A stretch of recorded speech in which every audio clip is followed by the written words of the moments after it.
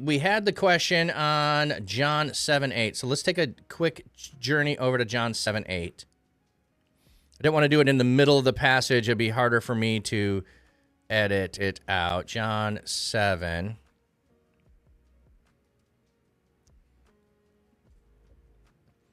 Eight.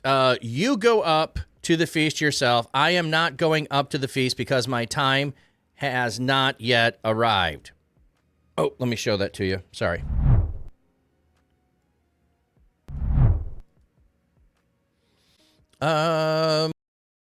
It speaks of going up to Jerusalem. It's an idiom, so they're just explaining the go up to the feast. I am not going up to the feast. Okay, here is why different passages or different translations have it differently. Most manuscripts, P64 and P75, B, L, T, W, theta, Phi 070, 0105, 0250, F1, F3, M, and SA including most of the better witnesses have not yet. One here. Those with the reading, are not impressive. But okay is the more difficult reading here, especially because it stands in tension. On the one hand, it is possible that oak arose because of the homoiarchton. I do not know that word. A copyist who saw this word right here, but wrote this word right here. So, however, it is more likely that I wish I knew these words better. My Greek is horrible. However, is more likely than was introduced early to harmonize with what the later two verses said, as Jesus' refusal to go up to the festival in verse 8, the statement does not preclude action of a difficult kind at a later point. Jesus may simply have been refusing to accompany his brothers with the rest of the group on the pilgrimage, preferring to travel separately in secret with his disciples. So, I'm not going up to the feast because my time has not yet arrived. What do you have here? Although the words Kyrios here is parallel John's use of hora elsewhere as a reference to a time appointed for Jesus by the Father, the time of his return to the Father, characterized by his death, resurrection, ascension, and glory. In Johannine literature, synonyms are often interchanged for no apparent reason other than stylistic variation. Okay, so just pointing out which word is used here for time by John.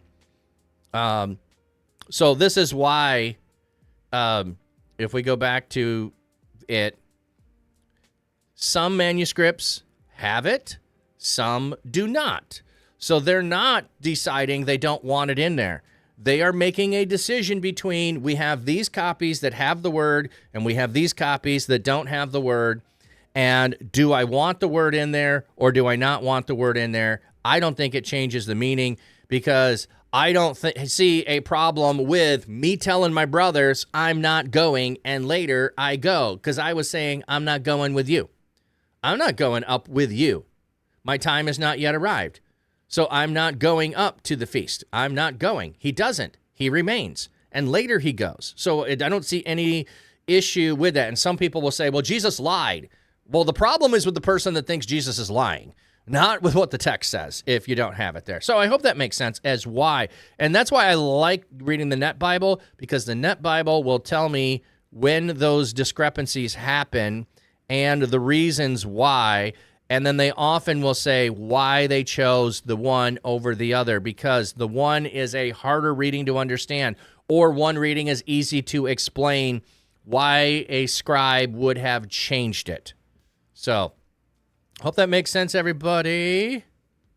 Rhizone, is that making sense? I don't know if you're still here or you're lurking, but I did want to address that when I had a little chance. So there we go.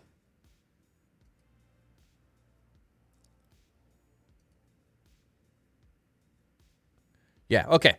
So, see, one of the things that people will just say, they look in English and they said that version did this, that they must be doing something because they don't believe in the Bible, and it's not. There's more things going on with what decisions they're making. So, okay, good. Believe we're in 18 now. Bum, bum, bum.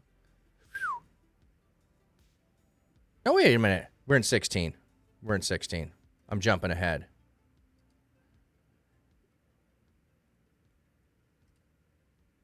I do that sometimes. There we go.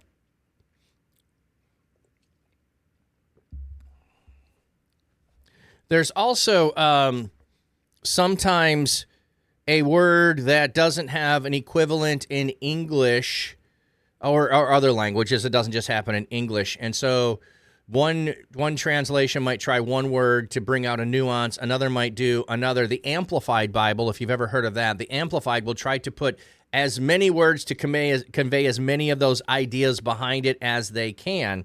So the Amplified Bible might include 2 or 3 words to convey the idea when one word in English doesn't. So, Rizon, that makes you feel better, admittedly. You only can think of the one example, and you have quoted it to others before. Yeah, there are plenty of examples like that. There's also like bigger ones like the ending of Mark.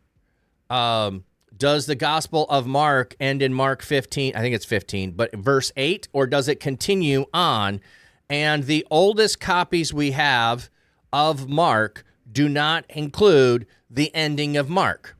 So we would think that the oldest copies don't have it. Now, since it was passed on and first English Bibles had it, most English Bibles will put a dividing line and an explanation that says most older versions don't have this, but the whole thing of snake handling and drinking poison is as in that alternate ending of Mark that's not in our oldest copies. And so at the end of verse 8, it ends with, and the women went away and said nothing to no one.